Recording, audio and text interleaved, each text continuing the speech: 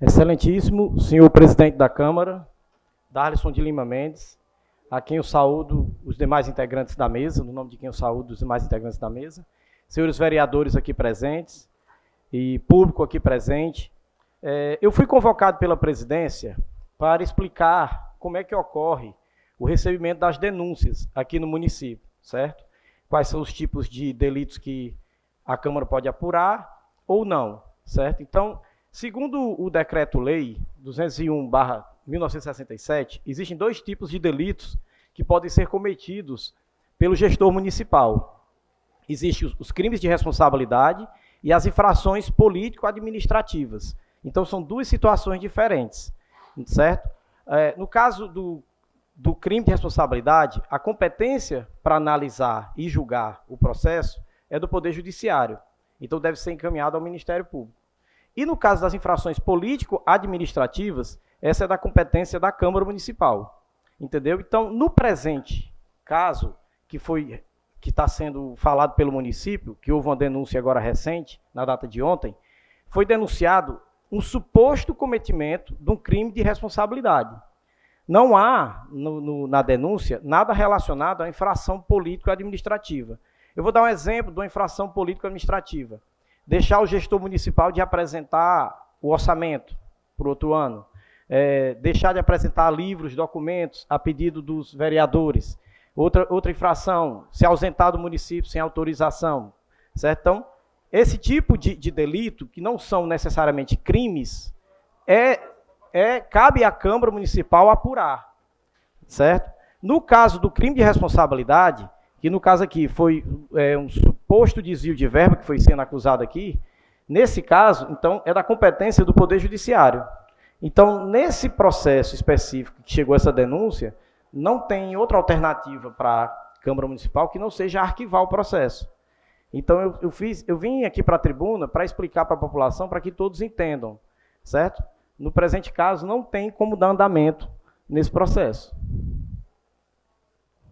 O nosso regimento interno, ele no artigo 171, ele prevê muito claramente que cabe à Câmara apurar as infrações político-administrativas cometidas pelo prefeito, vice-prefeito e demais integrantes da gestão municipal. Nesse momento, não tem como dar andamento nessa denúncia. Viu, presidente? Novo colega, pode fazer. Você que é o procurador da casa, e a gente tem que se basear realmente no advogado que nós temos aqui. Essa denúncia, no caso, como ela entrou toda atropelada, né? A gente sabe que já entrou toda irregular. Ela vai ter que ser, se alguém tiver interesse, é claro, né? Se quiser fazer a coisa correta, vai ter que ir para o Ministério Público.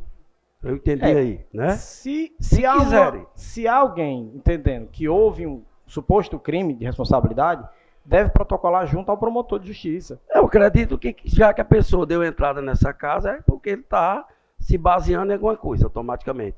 Então, se ele quiser dar entrada no Ministério Público, não tem nenhum problema. Ele pode dar entrada lá, desde que a pessoa seja responsável. Qualquer cidadão cidadão munido de prova de uma ocorrência de um crime de responsabilidade, ele pode fazer um protocolo junto ao Ministério Público e solicitar que seja apurado. Aí o promotor de justiça, analisando, ele é quem vê se as provas têm algum cabimento e dá seguimento a iniciar uma ação por improbidade administrativa. Mais alguém? George. Bom dia a todos.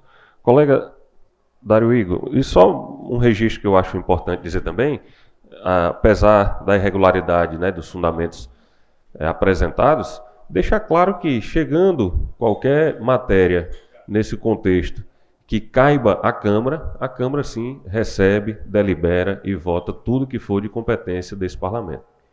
Existe um rol, porque assim, tem o artigo 1º do decreto 201 de 1967, ele prevê o rol dos crimes de responsabilidade.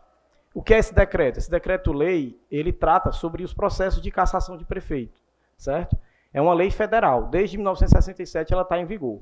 Então, no artigo 1º, prevê o rol dos crimes de responsabilidade. E o artigo 4º prevê o rol das infrações político-administrativas.